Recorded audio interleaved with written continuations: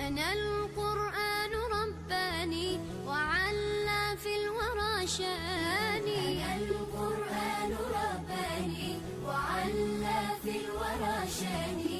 أنا القرآن أدبني.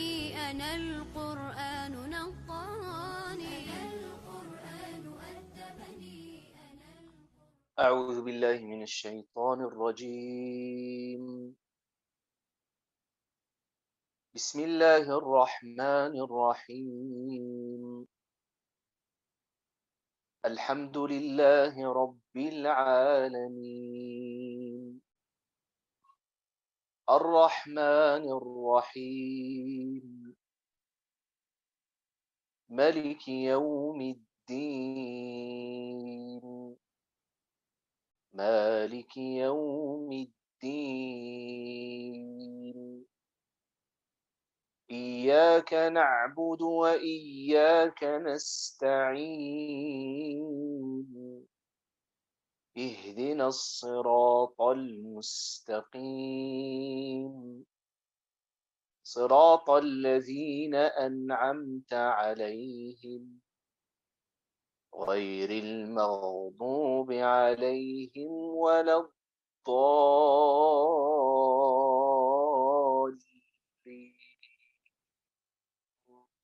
آمين. الحمد لله رب العالمين، حمد عباده الشاكرين الذاكرين. اللهم إنا نحمدك حمدا يوافي نعمك ويكافئ مزيدك، حمدا كما ينبغي لجلال وجهك وعظيم سلطانك. اللهم ما أمسى بنا من نعمة أو بأحد من خلقك فمنك وحدك لا شريك لك، فلك الحمد ولك الشكر. اللهم أعنا على ذكرك وشكرك وحسن عبادتك. اللهم آت نفوسنا تقواها وزكها أنت خير من زكاها، أنت وليها ومولاها. افتح لنا أبواب الرحمة وأنطقنا بالحكمة.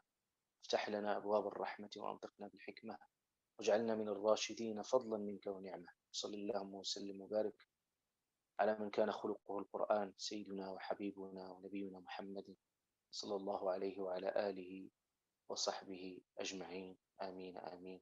ما بعد. Donc, chers frères, chères sœurs, bienvenue pour cette nouvelle séance, une nouvelle aventure. Et chaque sourate a un goût spécial. Chaque sourate a une entrée particulière. Et aujourd'hui, nous avons voulu, Inch'Allah subhanahu wa ta'ala, à la demande de beaucoup de personnes, de reprendre une sourate qui était étudiée par le passé, mais il y avait très peu de personnes qui ont assisté, mais surtout une sourate qui a été étudiée en présentiel. Mais on a voulu aussi faire profiter le maximum de personnes, d'autant plus qu'il s'agit d'une sourate très très importante, une sourate capitale, et on a besoin de tirer tous les enseignements de cette sourate, Inch'Allah. Aujourd'hui, comme vous allez découvrir, je vais vous donner juste le goût de cette sourate avant de faire notre entrée entière la semaine prochaine et les semaines qui viennent, Inch'Allah. Mais j'aimerais juste, en guise d'introduction, rappeler un certain nombre de principes et surtout rappeler la valeur. C'est essentiel avant d'aborder chaque sourate, de mieux comprendre aussi sa valeur et son importance. Et personne n'ignore la valeur de sourate Al-Fatiha. Et si je donne une image qui pourrait vous faire approcher la dimension capitale et centrale de sourate Al-Fatiha, si on peut symboliser le Coran par l'image d'un château, on peut dire que sa porte principale, sa porte d'entrée principale, et souvent dans un château, la porte d'entrée principale est toujours très visible à l'œil nu par sa grandeur, par sa beauté et aussi par sa hauteur. Donc la porte d'entrée dans cette esplanade et dans ce château coranique, c'est Sourate Al-Fatiha. C'est pour ça qu'on l'appelle l'ouverture. Donc Al-Fatiha est la colonne vertébrale de Al-Qur'an al-Karim. C'est le socle de Al-Qur'an al-Karim. C'est pour ça qu'on le nomme Al-Kitab. je vais expliquer ce terme, pourquoi on la nomme le Coran, et le chez les linguistes, chez les Arabes, quand ils utilisaient le mot d'ailleurs, ils l'utilisent dans plusieurs expressions, toujours ça fait référence à quelque chose qui sert de repère, de référentiel, il sert de boussole. Donc pour les Arabes, par exemple, ils nommaient le drapeau qui est d'une armée, ils le nommaient au sens que c'est un drapeau qui sert de repère pour tous les troupes qui viennent par la suite. Donc, Al-Fatiha est un repère, est une boussole. Si personne n'a jamais lu Al-Qur'an al-Karim tout entier, il lui suffit de lire cette synthèse qui est Surat Al-Fatiha. Al-Fatiha, c'est comme une introduction pour le Qur'an al-Karim. Et n'importe quel livre, on pense à l'introduire par des mots. Et souvent, l'introduction est un exercice très déroutant. Ceux qui écrivent des ouvrages et des livres, toujours, ils laissent l'introduction et la conclusion à la fin. Parce que il s'agit de donner sens et l'introduction d'un livre ou de n'importe quel discours, par exemple un discours d'introduction, imaginez-vous par exemple un président ou un roi ou n'importe quel élu ou n'importe quel directeur qui pourrait prononcer pour la première fois son discours d'introduction, est un discours qui doit être rédigé avec beaucoup de soin. Et Surat al-Fatiha, c'est pour ça qu'on la nomme l'ouverture et c'est également le prologue, comme ça a été traduit, al-Fatiha, parce que ça met le lecteur dans l'esprit du sujet. Donc, le mettre dans l'esprit de Al-Qur'an al-Karim. Donc, Surat al-Fatiha, à ce titre, est une synthèse de Al-Qur'an. Parce que vous allez voir, avec très peu de mots, on a 7 versets, et dans ces 7 versets, vous allez voir que ces 7 versets, ils embrassent tous les enseignements de l'Alcoran. C'est-à-dire, ils renferment tous les principes. Si c'était juste cette sourate qui a été descendue, ça pourrait suffire comme, comme argument fort et comme aussi un témoignage fort, parce qu'Allah Ta'ala témoigne à travers cette sourate et il exprime un certain nombre de principes qui nous sont essentiels, que nous allons les découvrir, Inch'Allah Azza wa Jal, ensemble. Et c'est pour cette raison que Al-Fatiha, il a été considéré comme le pilier de la prière. Le prophète sallam, il a dit que celui qui ne lit pas, celui qui ne lit pas avec Al-Fatiha, sa prière, il est caduque, il est annulé. Donc c'est un pilier fondamental de la prière.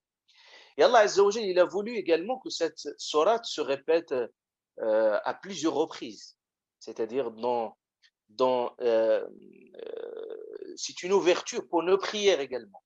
Donc dans n'importe quelle prière, quand on commence notre prière, on doit lire cette sourate. Et on la répète à plusieurs reprises.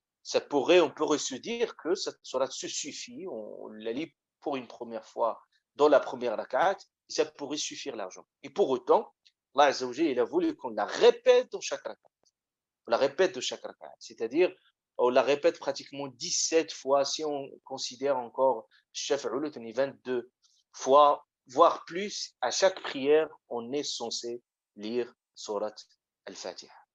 C'est-à-dire, si on lit cette sourate même dans la même prière, on la répète à plusieurs reprises, ça mérite vraiment une réflexion, ça montre la centralité et l'importance de cette sourate. Ça veut dire que le goût de cette sourate dans la première rak'a doit être très différent du goût de cette même sourate dans la deuxième rak'a, dans la troisième. Donc il y a une forme de progression même dans la façon de déguster, de savourer de cette sourate. C'est comme vous mangez 3 pommes ou 4 pommes, il faut que le premier goût est très différent du deuxième goût, parce que ça diffère en fonction de votre situation, de votre contexte, si vous avez trop faim, si vous avez la même chose que Surat al-Fatiha ne peut produire son effet spirituel indéniable s'il y a vraiment un besoin. On sent, et c'est ce qui est très important et capital, c'est comment nous amener à déguster cette sourate et même à ressentir le besoin. C'est-à-dire, j'ai besoin de dire Alhamdulillahi Rabbil Alamin, Ar-Rahman, Ar-Rahim, Maliki Yawm. Si Allah Ta'ala l'a prescrit, c'est comme un médecin quand il vous prescrit la posologie d'un médicament, il vous le dit, prenez-le 3 fois, prenez-le 4 fois, après le manger, avant le manger. Il vous le prescrit parce que c'est important pour votre corps, pour que vous puissiez vous soigner, vous guérir. La même chose, Surat al-Fatiha, d'ailleurs, parmi les noms de Surat al-Fatiha, on l'appelle Al-Shafi, qui guérit. Vous allez voir qu'il va guérir les maladies les plus profondes, il va nous guérir de l'intérieur. Et cette Surat al-Fatiha, c'est une philosophie de vie, comme nous allons découvrir tous ensemble, Inch'Allah. Donc, donc, chaque fois qu'on lit cette sourate, il faut le lire avec beaucoup de profondeur, avec esprit. C'est-à-dire, et le fait qu'Allah subhanahu wa ta'ala nous demande de le répéter à plusieurs reprises, même dans la même raka'at, vous voyez, même Al-Fatiha, il est devenu le symbole et comme une forme de bénédiction pour n'importe quelle action. D'ailleurs, dans le mariage, on appelle Fatiha, au sens, le mariage qui était communément célébré, on nomme le Fatiha parce qu'on considère que la lecture de Salat al-Fatiha dans cet acte de mariage, c'est comme une sorte de bénédiction, au point que le mariage, il est le nomme au nom de cette soirée. C'était dans la culture populaire. Pourquoi? Parce que tous les gens ont compris la valeur de Salat al-Fatiha. Donc, répéter, qu'Allah subhanahu wa ta'ala nous demande de répéter cette sourate à plusieurs reprises, c'est justement la répétition. Il a un but essentiel, c'est d'ancrer, enraciner au plus profond de nous ces valeurs de sourate al-Fatiha. Donc, c'est pour ça qu'il faut faire attention de ne pas sombrer dans la routine. Parce que souvent, nous prononçons sourate al-Fatiha, parfois sans âme, parfois sans prendre le temps d'approfondir son sens, et on perd complètement on perd complètement le goût de cette sourate. Surat al-Fatiha, si je puisse le symboliser, comme Allah Azza wa Jalla lui-même ne l'a dit, Surat al-Fatiha est un dialogue. Est un dialogue intime et c'est une communication très intense entre nous et Allah subhanahu wa ta'ala. C'est pour ça Allah Azza wa Jalla dans un hadith qudsi, il dit Qasamtu as-salah, j'ai divisé la prière en deux, entre moi et mon serviteur en deux. Qasamtu as-salata bayni wa bayna 'abdi nisfayn. Et Allah subhanahu wa ta'ala il dit فإذا قال عبدي, comme mon serviteur il dit Alhamdulillah Rabbil Alamin, louange Allah Azza wa Jalla, Allah lui répond au retour. C'est-à-dire qu'il y a une réciprocité dans une communication très profonde et très intime quand vous dites Alhamdulillah Rabbil Alamin, louange Allah, le Seigneur du monde, Allah Ta'ala. En retour il dit mon serviteur m'a remercié. Et tout au long de la communication jusqu'à la fin vous arrivez à ce beau dua et vous arrivez à Iyaka na'budu wa Iyaka nasta'in, c'est-à-dire quand c'est comme une forme d'introduction. Alhamdulillah Rabbil Alamin, Ar-Rahman Ar-Rahim, Maliki Yawmiddin. Quand vous arrivez à Iyaka na'budu wa Iyaka nasta'in, vous arrivez vraiment, vous arrivez au point, vous arrivez au cœur de cette soirée. Donc si vous ratez Iyaka na'budu wa Iyaka nasta'in, parce que là, vous vous adressez directement et exclusivement et Allah subhanahu wa ta'ala vous dit c'est toi que nous adorons, c'est toi. Et Allah Azza wa Jalla en retour il dit Hada bayni wa bayna abdi. C'est ça le secret, c'est ça le mystère dans la relation entre toi et Allah subhanahu wa ta'ala. C'est toi que nous adorons, ce sens de l'adoration. Et après à la fin quand vous dites Ihdina, vous demandez à Allah subhanahu wa ta'ala qu'il vous guide, Allah Azza wa Jalla, il vous accorde cette sourate. C'est pour ça le prophète il a dit chaque lettre, chaque mot prononcé, cette sourate, Allah subhanahu wa ta'ala le donnera à tout un chacun quand il le fait avec beaucoup de cœur et beaucoup de sincérité.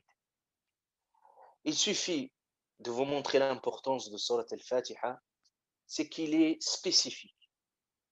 Et Allah subhanahu wa ta'ala a spécifié notre prophète bien-aimé sallallahu alayhi wa sallam par cette sourate. au point qu'Allah subhanahu wa ta'ala, quand il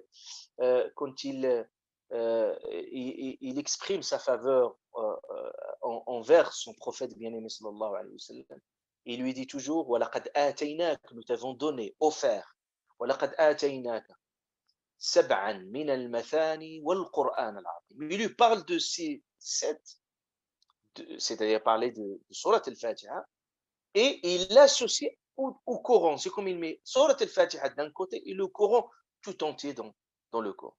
Et même le prophète sallallahu alayhi wa sallam lui-même, il dit rien n'est jamais descendu, rien n'est jamais descendu pour les êtres humains de meilleur que Surat al-Fatiha, ni dans la Torah, ni dans les évangiles, ni dans les psaumes de David. Surat al-Fatiha est une sourate magnifique et spécifique. Une fois, l'ange Gabriel, il était chez le prophète sallallahu alayhi wa sallam, et puis d'un seul coup, il entend un bruit qui vient du ciel. Et puis il a levé sa tête vers le ciel, et il lui a dit, à cet instant-là, il y a une porte qui s'est ouverte du ciel aujourd'hui, il n'a jamais été ouverte auparavant. Et un ange, il est descendu de cette porte du ciel et qui n'a jamais été descendu auparavant. Et l'ange, il a dit, je t'annonce la bonne nouvelle de 2 lumières qu'Allah il t'a donné. Il ne les a jamais données avant toi à personne. Ces 2 bonnes nouvelles, c'est Surat al-Fatiha et la fin de Surat al-Baqarah. Donc, Surat al-Fatiha est une lumière. Surat al-Fatiha, d'ailleurs, c'est la sourate qui avait le plus de qualificatifs. On la nomme Al-Shafiya, qui guérit. On la nomme Al-Waqiya, celle qui protège. Vous voulez vous protéger vous-même, protéger vos enfants, protéger. Toujours commencer par Surat al-Fatiha. Al-Fatiha. Toujours, vous allez voir les bénédictions de cette sourate. Et surtout, quand vous lisez cette sourate avec cœur, avec sincérité, avec conviction, vous allez réaliser le miracle et le mystère de Surat al-Fatiha. Malheureusement, nous n'avons pas encore exploré Surat al-Fatiha. Nous lisons Surat al-Fatiha, mais nous n'avons pas encore découvert le mystère de cette sourate. Cette sourate réalise des miracles. Cette sourate expérimentée, je ne dis pas expérimentée, mais elle est avec beaucoup de conviction, beaucoup de profondeur pour comprendre cette sourate. Cette sourate dissipe les peurs, cette sourate règle les problèmes, cette sourate, il vous protège. C'est une clé, c'est une vraie clé pour tous les problèmes et pour tous les soucis. D'ailleurs, il y a une histoire extraordinaire, donc je me permets de la raconter parce que c'est une ruqya également en soi, Surat al-Fatiha. Les compagnons, ils étaient dans un voyage et puis ils arrivaient vraiment dans un village très très très lointain, donc ils connaissaient personne. Et ils ont entendu parler d'un leader de ce village qui a été mordu par un serpent. Et puis, au point qu'ils ont, dans ce village, ils ont tout essayé, avec tous les moyens de l'époque, pour essayer de sauver la vie de ce leader qui a failli mourir. Mais c'était en vain. Personne n'arrivait vraiment à le soigner. Et puis, ces gens-là de village, quand ils ont vu ces personnes qui sont étrangères, donc ils ont dit peut-être on essaierait, peut-être que ces personnes-là, ils ont peut-être un mode de soin qui pourrait sauver notre leader. Donc ils sont venus chez eux, ils ont demandé de l'aide. Et puis puisque ces personnes-là, ces sahaba, ils étaient là en voyage, ils avaient besoin de demander une contrepartie parce qu'ils doivent être nourris, logés. Voilà. Donc ils ont demandé qu'il y ait une contrepartie financière pour cela. Et puis l'un des compagnons, il va mettre la main sur ce leader et il va lire Surat al-Fatiha. Surat al-Fatiha. Il n'a même pas terminé la lecture de Surat al-Fatiha jusqu'à qu'il arrive à la fin. اهدنا الصراط المستقيم صراط الذين أنعمت عليهم غير المغضوب عليهم ولا الضالين. rien qu'en finalisant cette sourate, le leader, كأنما نشط من عقال. On disait c'est comme quelqu'un qui s'est réveillé soudainement comme il n'avait rien du tout. C'est-à-dire, il s'est levé brusquement comme il s'est comme il n'avait rien par le passé. Tout le monde s'étonnait comment Surat al-Fatiha, il a transformé cette personne. Et puis même Sahaba, quand par la suite ils sont revenus chez le prophète sallallahu alayhi wa sallam, et le prophète sallallahu alayhi wa sallam, il a souri. Donc il a dit comment tu savais, parce que ce sahabi il a bien compris qu'il s'agit vraiment d'une ruqya, cette sourate al-Fatiha, et il l'a lu, et le prophète sallam en fait leur a autorisé de prendre cette contrepartie financière pour cette ruqya. Ça c'est un long débat sur cette question. Donc nous avons besoin de cette sourate pour nous ressourcer spirituellement et pour renouveler notre foi. C'est comme boire et manger, c'est ça notre respiration spirituelle au quotidien. Surat al-Fatiha, c'est comme des pansements, vous allez voir. Quand on recite Surat al-Fatiha, il y a quelque chose d'impressionnant. Il régénère notre foi de façon impressionnante, et il suffit que notre cœur soit ouvert à accueillir cette lumière d'Allah subhanahu wa ta'ala et à recevoir la profondeur de ces versets coraniques. Donc, Surat al-Fatiha, vous allez voir, est une sourate extraordinaire et magnifique. C'est pour ça que nous avons voulu, Inch'Allah subhanahu wa ta'ala, méditer ensemble Surat al-Fatiha. On va commencer, Inch'Allah azza wa jal, par le premier mot de cette sourate, sans entrer dans le débat. Bismillah ar-Rahman ar-Rahim. On réservera peut-être une autre partie sur l'isti'adha et le basmala, le fait de dire Bismillah ar-Rahman ar-Rahim. Mais nous allons commencer par le mot Alhamdulillah Rabbil Alamin. Alhamdulillah Rabbil Alamin. Imaginez-vous, vous êtes debout devant Allah subhanahu wa ta'ala, et le premier mot que vous prononcez, regardez la magie de ce mot. C'est un mot magique. Alhamdulillah. Alhamdulillah. Surtout la magie de ce mot quand ça sort au plus profond de soi. C'est un travail pour puiser au plus profond de soi, pour ressentir le plus beau de nous-mêmes. C'est cette expression de reconnaissance, de gratitude. Alhamd est un haut statut spirituel. Allah subhanahu wa ta'ala, quand il parlait de ses serviteurs le plus pieux, il parlait d'un haut grade spirituel de ce qu'on appelle Al-Hamidou, qui sont dans le remerciement, dans la reconnaissance systématique. Ça, la reconnaissance et la gratitude colorent leur vie. Donc, Al-Hamd, c'est une attitude de reconnaissance. Donc, ici, on exprime notre gratitude à l'égard d'Allah. Al-Hamd, ça s'exprime par la parole, s'exprime également par l'acte. I'malu ala Daoud shukra. Il parle d'un geste de remerciement qui passe aussi par l'acte, mais aussi l'exprimer aussi verbalement, comme l'islam dans tous ses enseignements, toujours il combine, il marie entre l'expression verbale et l'expression également gestuelle, et l'expression aussi par le cœur, par les sentiments. Tout ça, c'est important. Et tout cela est lié à la notion de l'hamd. Mais quand on exprime l'hamd, quelle belle expression. Je dis ça parce que le premier message coranique ici, qui est central et important, que nous devons le comprendre, c'est comme Allah subhanahu wa ta'ala nous dit, exprimez ce beau sentiment en vous, de reconnaissance. Parce que malheureusement, souvent, les gens libèrent le déchet de leurs sentiments. Parfois, les gens libèrent les sentiments les plus obscurs. Ils libèrent leurs sentiments de haine, leurs sentiments de méchanceté, d'agressivité. Parce que c'est très simple. on se met en colère, on se révolte et on exprime cela.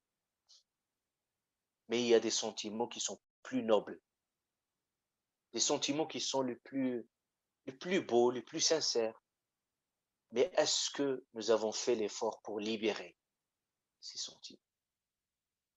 Donc le Coran nous apprend ici à être reconnaissants, à dire merci à ceux qui nous ont tout donné, d'exprimer notre gratitude à l'égard de ceux qui ont été à côté de nous, qui nous ont soutenus. Pourquoi on garde nos sentiments les plus mauvais? Parce que pourquoi euh, euh, quand on a des sentiments de rage, de révolte, on arrive facilement à les exprimer. C'est comme ils sont à la surface. Et puis, on les exprime parfois avec beaucoup de violence, avec beaucoup de colère, avec beaucoup de révolte, alors qu'on garde. Parce que ces sentiments les plus profonds, ils sont encore plus enfouis. Donc, il faut tout un travail, creuser à l'intérieur de vous, et vous allez faire jaillir ces sentiments les plus. C'est ça le travail spirituel qu'on est censé faire. Mais quand on exprime notre rage, notre colère, notre méchanceté, c'est très facile de le faire. Il s'agit juste d'un crachat, quelqu'un qui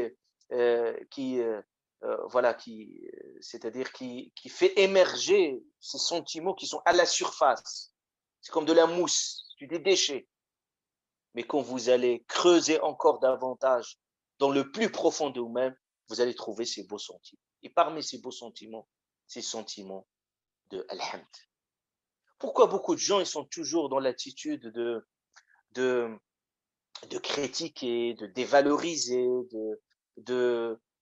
alors qu'ils ont du mal, on a du mal à remercier, à encourager. Nous devons libérer le sentiment de noblesse, de vertu, parce que quand vous allez libérer ce déchet sentimental les plus mauvais de vous-même, vous allez vous consumer de l'intérieur. Vous avez peut-être la fausse illusion que vous êtes libéré de ces sentiments. Mais en réalité, il y a le feu de votre colère, il s'attise à l'intérieur de vous. Alors, essayez autre chose. Essayons autre chose. Et vous allez voir le bonheur absolu que vous allez ressentir. Essayez ces beaux sentiments. Vous dites à quelqu'un, merci. Barakallahu fik. Je suis très reconnaissant. Même des gens de lointains qui vous ont fait du bien, peut-être il y a longtemps. Chaque fois, vous vous rappelez de ces personnes. Oui, tu étais là dans ma vie à un moment donné. Oui, tu m'as aidé à un moment donné. Et vous dites merci. Les gens qui te font du bien, vous leur dites merci. Allah subhanahu wa ta'ala au quotidien, vous dites merci Allah azza wa jalla. Vous mangez, vous buvez, vous dites Alhamdulillah. Ya Allah, Alhamdulillah. Combien de personnes y sont privées de cela? Et Allah azza wa jalla aime cette attitude.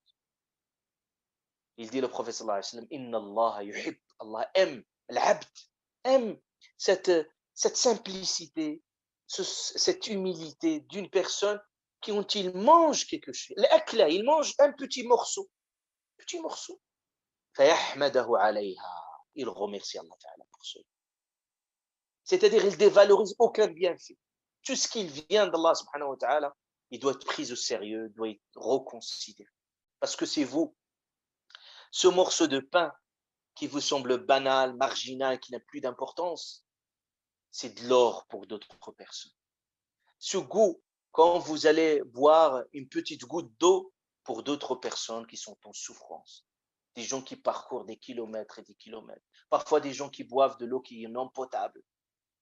Donc, nous devons absolument sentir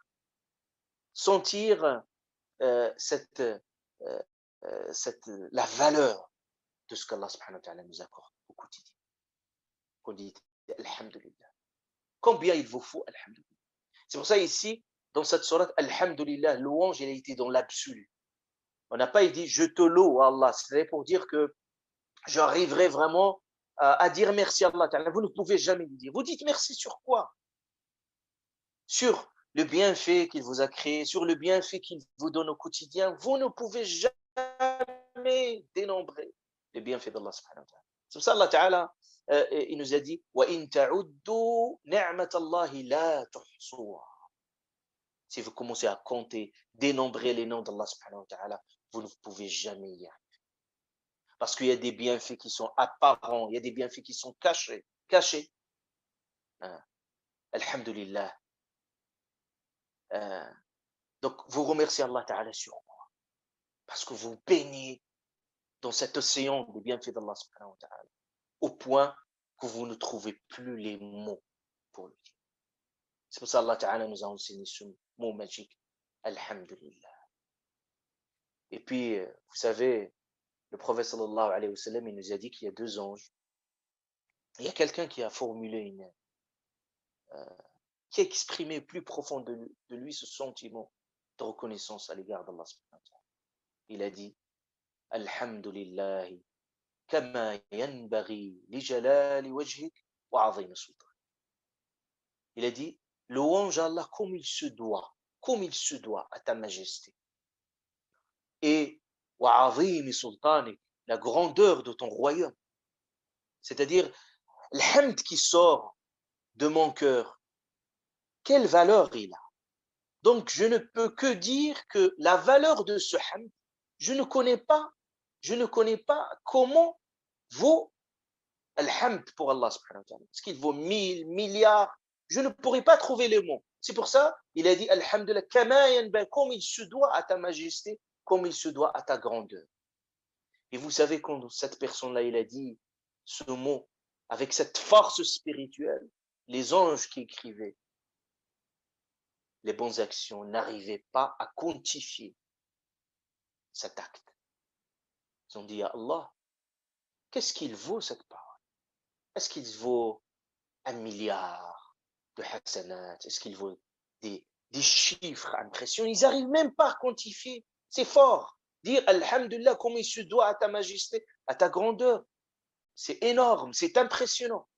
Et Allah Ta'ala, il leur dit, écrivez-la telle qu'il a prononcé dans cette. Ici, le jour du jugement, que c'est moi qui m'en charge de le récompenser. Pour Alhamd.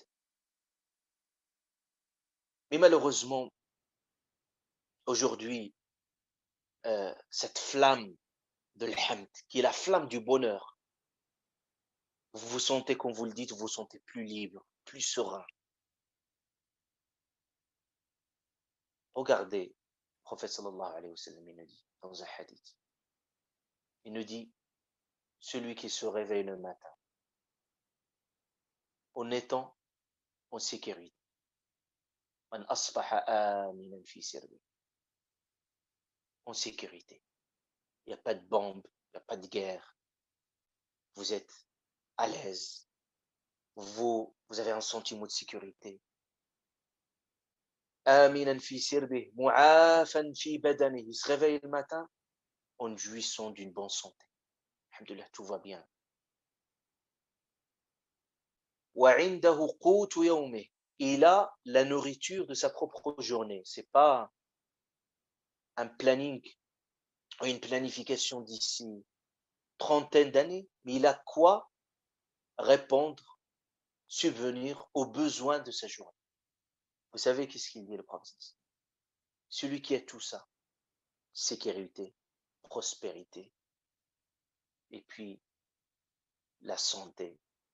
فَكَأَنَّمَا حِيزَتْ لَهُ الدُّنْيَا بِحَذَافِيرِهَا. Comme il détient toute la richesse de la terre. Vous êtes un roi. Et ce bienfait d'Allah Azza wa Jal, nous allons être interrogés sur ce. وَلَا تُسْأَلُنَّ. Allah Ta'ala, il le dit avec beaucoup de force et d'insistance, vous allez être interrogés. يَوْمَئِذٍ, le jour du jugement, عَنِ النَّعِيمِ. النَّعِيمِ. النَّعِيمِ. Et beaucoup de gens encore, ils sont dans le mécontentement, dans la révolte, dans l'insatisfaction. Mais regardez les gens qui souffrent dans le monde. Est-ce qu'il y a encore raison à être insatisfait? C'est pour ça le prophète, alayhi salatu wassalam, il remédie à cette attitude d'insatisfaction en permanence, qui procure toujours un sentiment d'oppression, que rien ne va, toujours on veut encore davantage. L'être humain, il ne finit jamais, il est toujours dans la création de besoins permanents. C'est pour ça le prophète, alayhi salatu wassalam, il dit, si on donne au fils d'Adam une vallée d'or, il souhaiterait une deuxième. Si on lui donne une deuxième, il souhaiterait une troisième. Toujours parce que dans l'être humain, ce sentiment d'insatisfaction permanent. Il dit le prophète, qu'est-ce qui pourrait remplir, assouvir les besoins de l'être humain que la terre parce que la terre, parce qu'il est immense, il est énorme, parce que rien qui pourrait combler son besoin. Et le prophète il dit, la tanzuru, ne regardez pas les gens qui sont au-dessus de vous, mais regardez les gens qui sont au-dessous de vous. Pourquoi, Rasulullah? Regardez, Rasulullah sallallahu alayhi wa sallam, qui donne un très bon conseil psychologique. Il dit, ne regarde pas celui qui est au-dessus de toi. Parce que quand tu regardes, c'est pour ça Allah Ta'ala dit dans le Coran, ne tends pas les yeux, ne te compare pas aux autres. Parce que les bienfaits, il ne faut pas réduire les bienfaits juste à leur aspect matériel. Il y a d'autres bienfaits, il y a d'autres richesses. Il y a la richesse du cœur, il y a la générosité, une richesse, votre foi, une richesse. Tout cela, il faut le prendre en considération quand vous voulez évaluer votre vie. Parce que beaucoup de gens, ils sont dans le calcul mondain et dans le calcul par rapport à cette vie d'ici. Ils oublient tout le reste. Si maintenant vous avez une maladie grave, vous pouvez donner toute la richesse de la terre. Il y a des gens qui ont tout.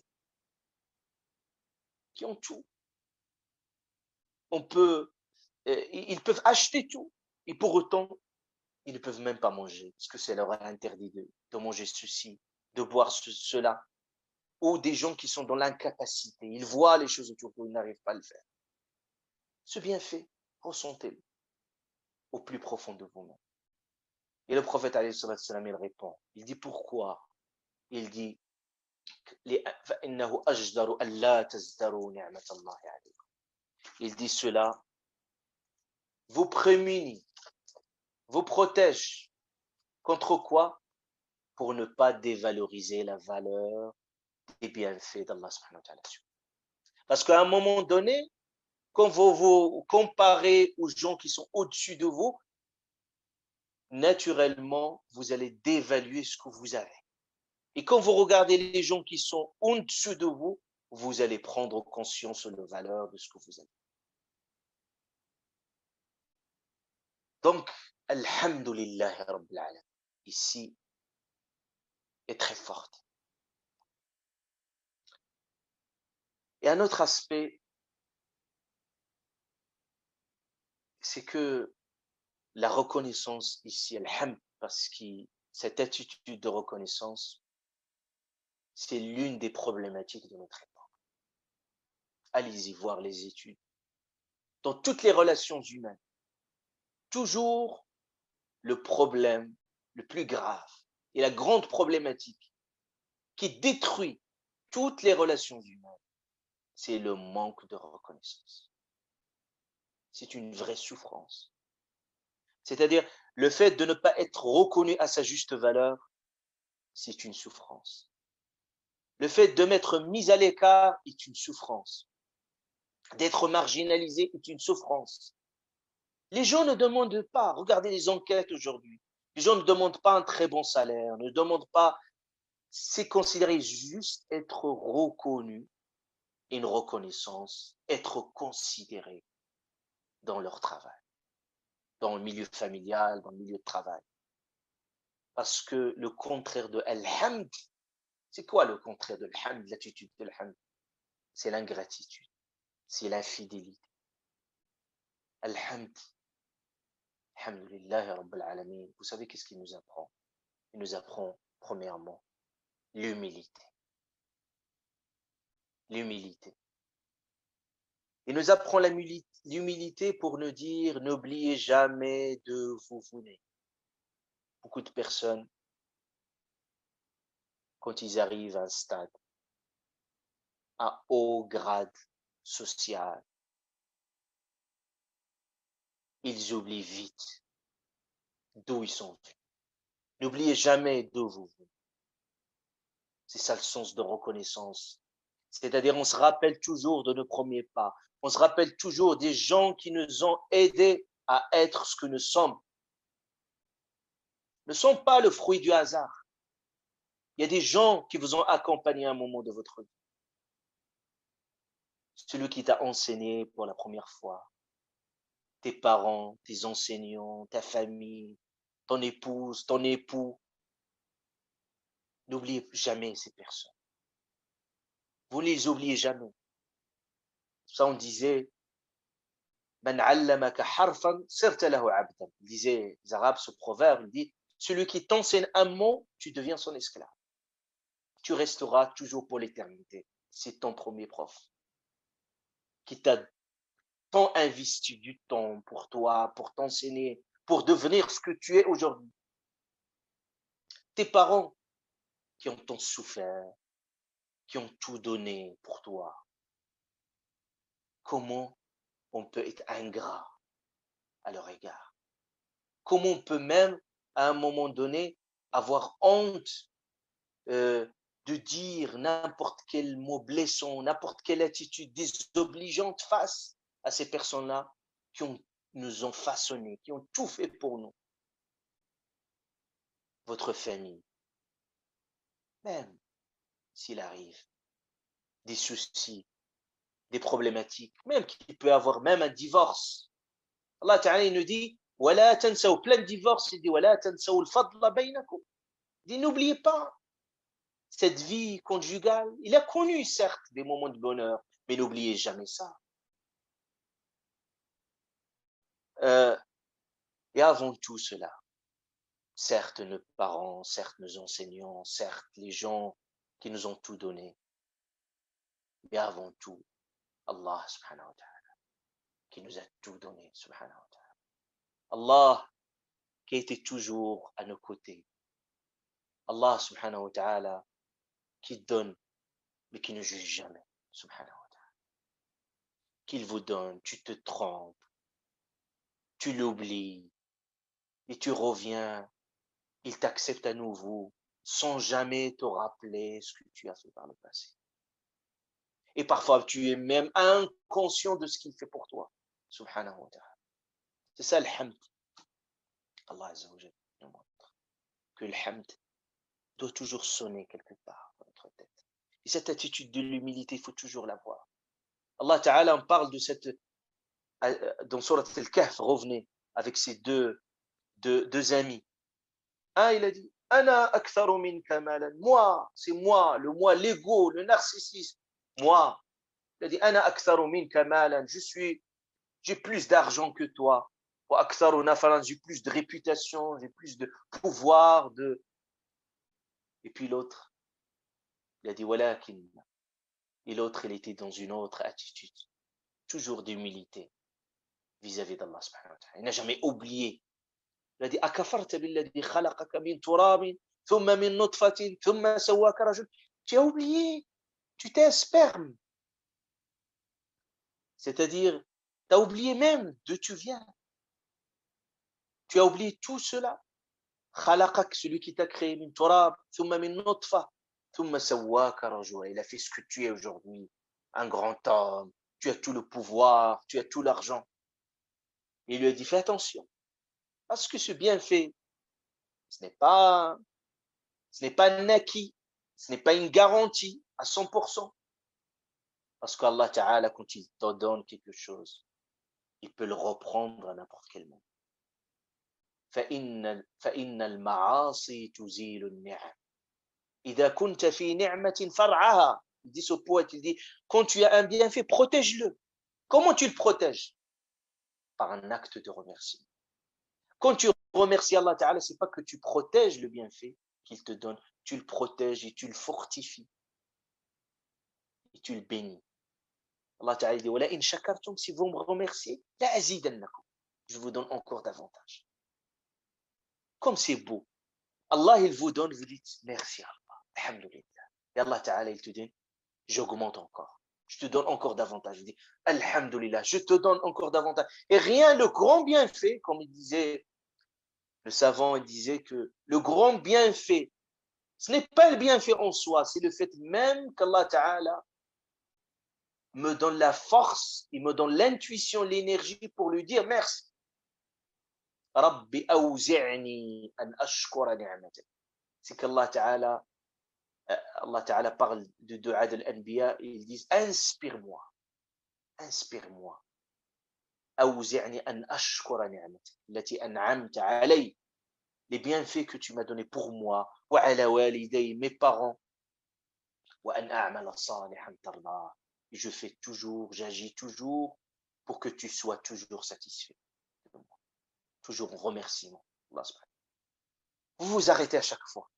À chaque station dans votre vie, arrêtons-nous. Voir où j'étais. Voir comment je suis devenu.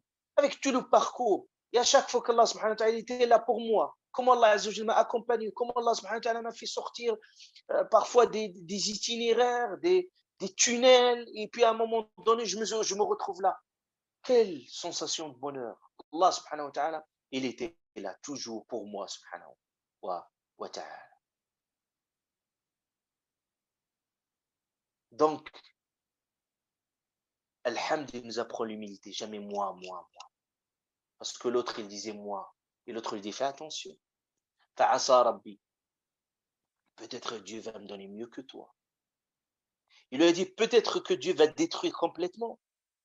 Ce qui te fait gonfler un peu d'orgueil, Allah Ta'ala peut le détruire à n'importe quel moment. Et puis à un moment donné, par miracle,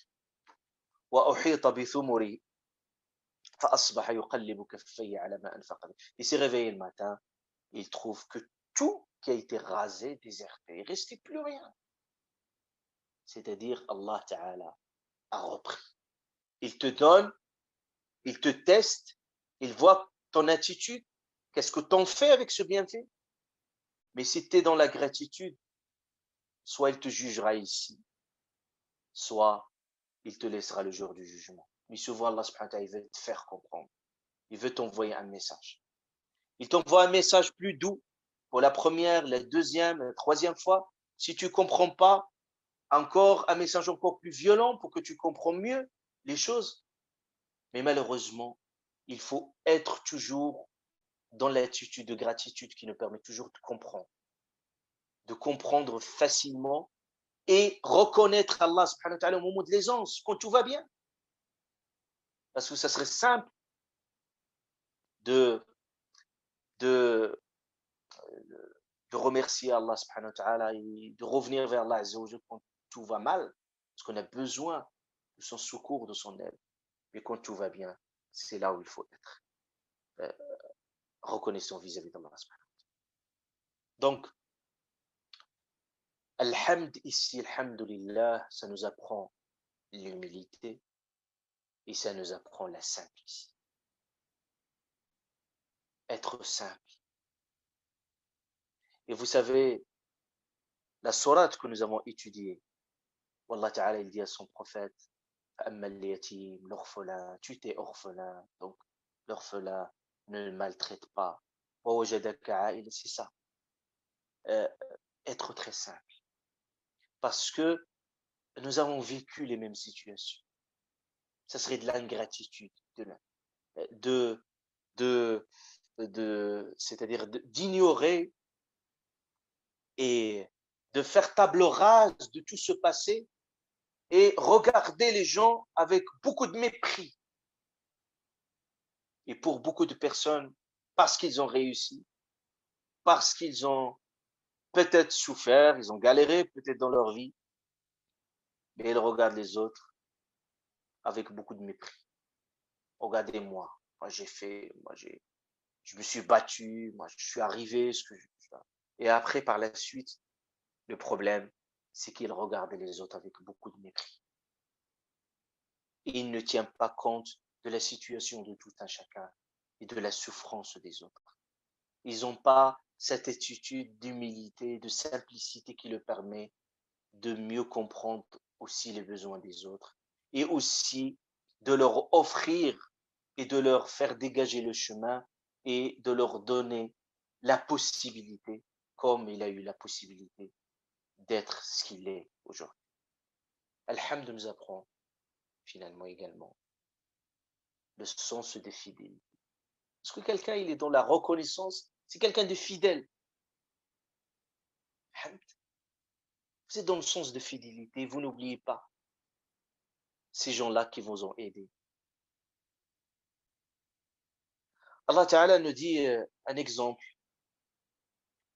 Il dit وَإِذَا مَسَّ الْإِنسَانَ الضُّرُّ quand le mal touche l'être humain. دعانا لجنبه أو قاعدا أو قائما. Il invoque Dieu dans toutes les circonstances. Il est assis. Allah Ta'ala nous donne pratiquement dans tous les instants, il est dans une recherche de solution. Qa'idan, debout, assis, à ses côtés. Et après, qu'est-ce qui se passe? Il dit Allah subhanahu wa ta'ala, قاعدا أو قاعدا أو قائما فلما كشفنا عنه ضره. Quand Allah Ta'ala le sauve, le délivre de cette situation, qu'est-ce qui se passe? Allah Ta'ala il nous dit مر كأن لم يدعنا إلى ضر مسه.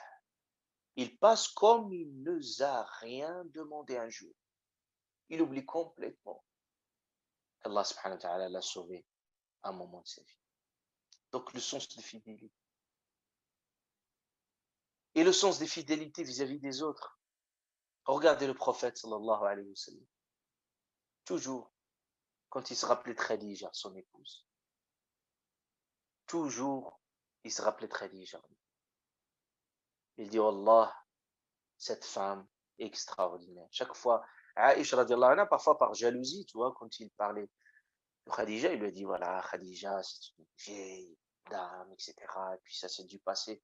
Le prophète lui a dit, Allah, non, Khadija, je n'oublierai jamais Khadija. Khadija, radiallahu anha, il était là à mes côtés. Quand j'étais faible, quand j'étais tout seul, elle était là. Il était un grand soutien pour moi, soutien financier, soutien également moral. Il a tout fait pour moi. Il n'oublie jamais Khadija. Au point, à chaque fois qu'il trouve les amis de Khadija, il dit, donnez, offrez. Il offre toujours les cadeaux pour les amis de Khadija. Il n'oublie jamais. Et c'est comme ça, ces gens-là. Il faut se rappeler d'eux, ces personnes-là. Et c'est un bonheur absolu quand vous allez retrouver ces personnes-là, vous dites merci. Merci, je suis que le fruit de ce que vous avez semé comme grain. C'est beau. Et ça, c'est très important. Et c'est ce que nous apprend le Coran ici. Alhamdulillahi Rabbil Alamin. Les bienfaits d'Allah subhanahu wa ta'ala, et je finis avec ça, ils sont énormes, ils sont indénombrables. On ne peut pas les compter. Wa in ta'uddu ni'matallahi la tuhsuha. Mais Allah subhanahu wa ta'ala, en priorité, énumère un certain nombre de bienfaits qui sont capitaux. Et surtout un bienfait qui est capital, c'est la création. Vous trouvez toujours Allah Ta'ala systématiquement dans le Coran, il nous rappelle sur grand bienfait. Allahu alladhi khalaqa wa razaqakum, il pourvoit votre subsistance. Donc al-khalq, vous n'imaginez pas, parce qu'on est des élus, on est choisis, c'est-à-dire qu'Allah subhanahu wa ta'ala nous a choisis parmi tant d'autres candidats pour être en vie. Vous savez, même un seul spermatozoïde qui est choisi, qui est élu parmi des milliards pour qu'il féconde et qu'il saurait toi, qu'Allah Ta'ala il a voulu qu'un tel qu'il soit, qu'il donne une chance. Et quelle chance d'être sur cette vie, mais le plus grand chance, le plus grand bienfait d'Allah Ta'ala sur nous, de nous avoir créés et de découvrir Allah. de connaître Allah Azza wa Jal. C'est le plus grand bonheur absolu. Ça, Allah Ta'ala, quand il parle de l'être humain, toujours, systématiquement, il met en valeur les bienfaits, surtout le bienfait. Allah Azza wa Jal dit وَسَخَّرَ لَكُم مَا فِي السَّمَاوَاتِ وَمَا فِي الْأَرْضِ جَمِيعًا. Allah subhanahu wa ta'ala, il a tout mis à la disposition de l'être humain. Tout, pour que l'être humain puisse exercer sa mission comme il se fait. Et c'est pour ça le prophète, alayhi salatu wassalam, vous savez, quand chaque bienfait qui vient d'Allah subhanahu wa ta'ala, il dit Allahumma ma asbaha bi. Soit qu'il se réveille le matin, soit qu'il le soir, il dit Allahumma ma asbaha bi min ni'mati. Chaque fois, chaque bienfait qui vient, ma asbaha bi min ni'mati, ou bi ahadin min khalqik, en provenance de l'un de tes serviteurs qui était la cause. Faminka wahdak, cela vient de toi dans l'exclusivité. La sharika lak. Et puis il remercie Allah subhanahu wa ta'ala surtout. Alhamdulillah alladhi afan. Alhamdulillah, il dit Allah, alhamdulillah qui m'a protégé. Alhamdulillah, et c'est pour ça que alhamdulillah, quand tu bois, quand tu manges, quand tu dors, quand il se réveille le matin, il dit alhamdulillah alladhi radda alayya ruhi. Quand il se réveille le matin, il se dit alhamdulillah qui a rendu mon âme. Allah rendu mon âme. Ça veut dire quoi? C'est que le prophète Smith dit Allah m'a donné encore une autre chance pour vivre. Radda alayya ruhi.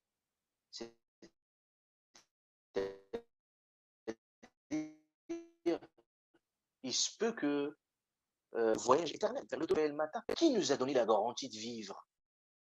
Cette journée, prolongement de chaque journée est un prolongement de la part d'Allah Ta'ala qui nécessite un remerciement. Alhamdulillah, alladhi radda alayya ruhi wa afani fi badani, et qui m'a protégé dans mon corps. Et surtout, il dit wa adhina li bi dhikrihi. Il dit et qu'il m'a donné la force, qu'il m'a autorisé et qu'il m'a permis de dire ces mots, de l'évoquer. Alhamdulillah. Je finis avec ça pour vous dire,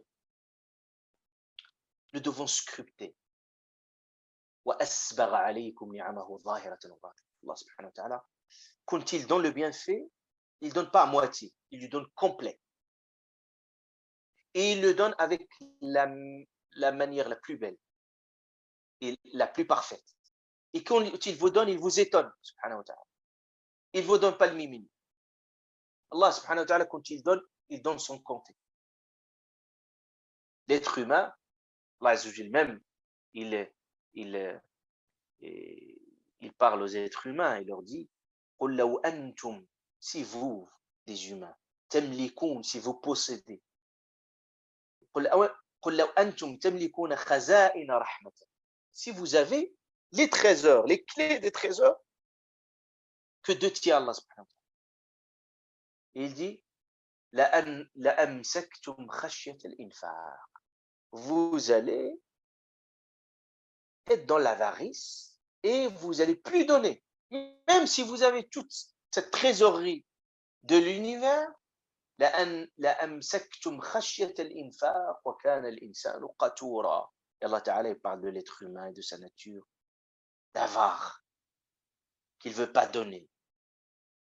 Donc, Allah Azza wa Jal, subhanahu wa ta'ala, il me donne systématiquement, il donne son compte. Et parfois des choses qu'on ne regarde, parfois même dans ta vie. Tu n'es même pas au courant. Et Allah Ta'ala organise d'être ta vie autrement, t'évite beaucoup de mal et te planifie ta vie.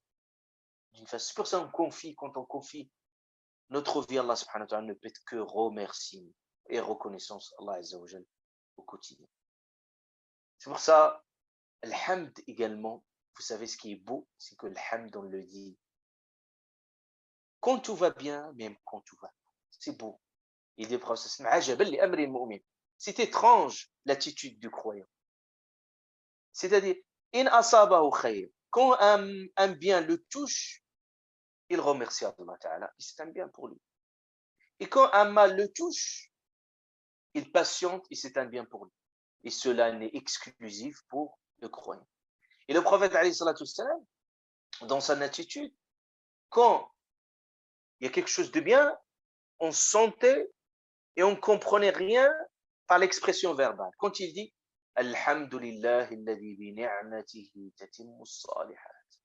Quand il dit ça, on sait que tout va bien. Quand va mal, ça va mal, qu'est-ce qu'il dit? Alhamdulillah ala kulli hal. Alhamdulillah. Ça veut dire quoi quand je dis Alhamdulillah quand tout va bien, quand tout va mal? C'est que même le mal qui me touche, je sais par pertinence que derrière ce mal, en réalité, il y a un bienfait qui se cache et je ne le vois pas. Et si Allah Ta'ala me dévoile l'arithmétique du comment et du pourquoi, je ne pourrais qu'en remercier Allah subhanahu wa ta'ala parce que c'était quelque chose que j'estimais comme bon, mais il était mauvais pour moi. C'est pour ça Allah Ta'ala dit وَعَسَىٰ أَن تَكْرَهُ شَيْئًا وَهُوَ خَيْرٌ لَكُمْ. Peut-être vous détestez quelque chose, mais c'est un bien pour vous. Et peut-être vous êtes attaché à quelque chose et que c'est un mal pour vous. C'est parce que dans tous les cas, dans toutes les circonstances, on dit Alhamdulillah.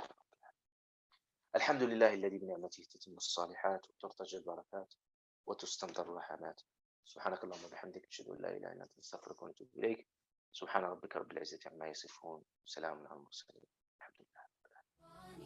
أنا القرآن يسري في شراييني ووجداني أنا نبت بحفاظ جليل القدر والشان لهم نور يعانقهم يضاهي شمس أزماني